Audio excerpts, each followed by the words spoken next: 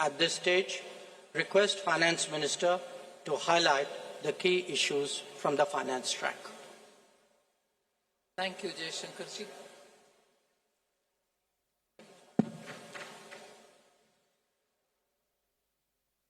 As was said by the External Affairs Minister, under the guidance of Honorable Prime Minister, India's G20 presidency has worked for the theme One Earth, One Family, One Future.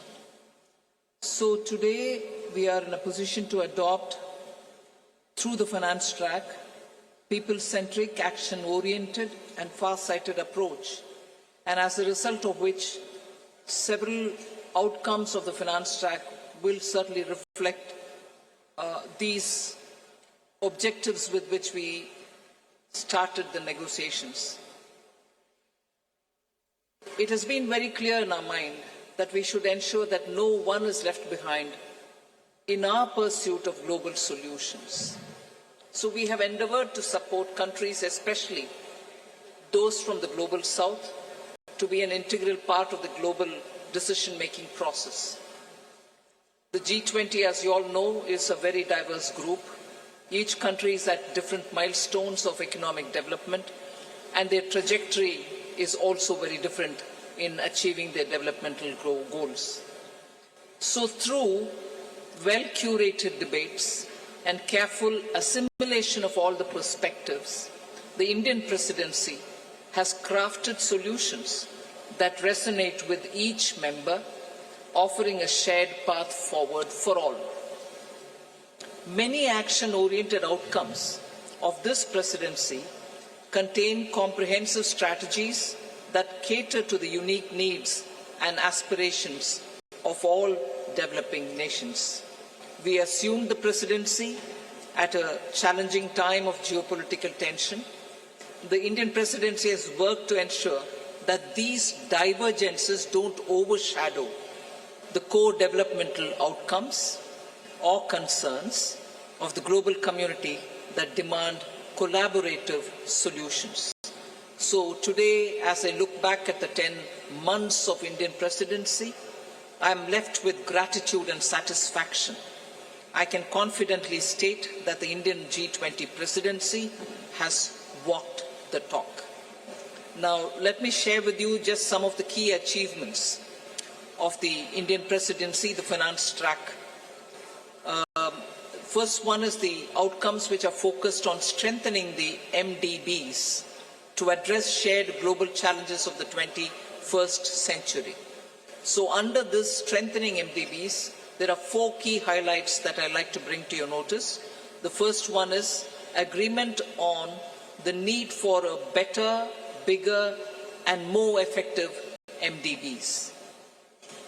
It is so necessary to have better, bigger, and more effective MDBs because the developmental demands from all across the globe is so high, these institutions will have to be better and bigger. This is also going to contribute to enhancing representation and voice of developing countries in the decision making. The second under the MDBs, strengthening of MDBs, is the G20 Independent Expert Group on strengthening MDBs, and this was established and it has submitted its volume 1. The first report, their report consists of 2 volumes. The first volume has already been submitted. The report recommends a triple agenda that dovetails with the call for the bigger, better, and more effective MDBs. The third point in strengthening MDBs is the agreement to collectively work towards boosting World Bank's financing capacity. Here the options will be explored that will deliver a powerful boost to the IBRD headroom to support low-income and middle-income countries. And the fourth, endorsement for the G20 roadmap for implementation of the recommendations of an independent panel on capital adequacy framework of the MDBs. So the CAF recommendations are focused on enabling MDBs to use their existing resources effectively. The roadmap estimates This is going to be of interest for the media. The roadmap estimates that implementation of the CAF and the measures thereby will potentially yield additional lending headroom of approximately $200 billion over the next decade. So through these achievements, India has harnessed the opportunity provided by the G20 presidency to effectively articulate and embed the priorities of the global South in the larger global conversation on the MDB reforms. I move to the second, laying the building blocks for a globally coordinated and comprehensive policy and regulatory framework for crypto assets. The global push for clearer policies on crypto assets has gained momentum under the Indian presidency, and a global consensus is emerging on the same. The presidency will support the IMF and the FSB, and FSB is also setting the contours of the regulatory framework for a globally coordinated approach to crypto assets. So the presidency, with the support of IMF and the FSB, is setting these contours. The IMF and FSB synthesis paper, about which I've spoken to the media earlier, including a roadmap. On that, I just want to give my observation.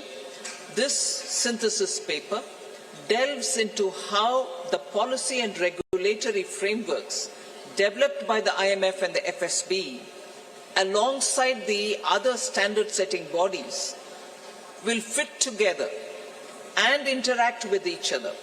This paper is now available in the public domain for all of you all to see. The third one, which I'd like to draw your attention to, is the financial inclusion and productivity gains through digital public infrastructure. India, as you all are aware, through the India Stack, became the first country to develop all three foundational DPIs: the digital identity, the real-time fast payment, and a platform to safely share personal data without compromising privacy. So embedded this concept in the G20 financial inclusion agenda by formulating G20 policy recommendations for advancing financial inclusion and productivity gains through digital public infrastructure. This set of recommendations cover 5 aspects: use of DPIs and accelerating financial inclusion, fostering well-designed DPIs, regulatory and supervisory aspects of DPI, institutional and governance arrangements by DPI, and ensuring customer protection. So DPI has also been integrated into the G20 Financial Inclusion Action Plan, the FIAP, which will run between 2024 and 2026. That's a strong legacy of the Indian presidency.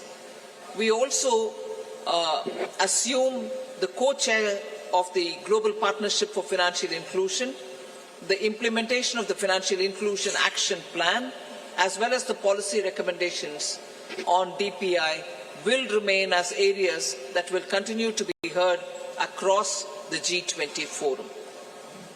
So the fourth one, which I'd like to highlight, is the debt resolution under the common framework and also beyond the common framework. Since its establishment in 2021, only Chad as a country has had its debt restructured. The others have been waiting. So since India took over the G20 presidency, good progress has been made in the ongoing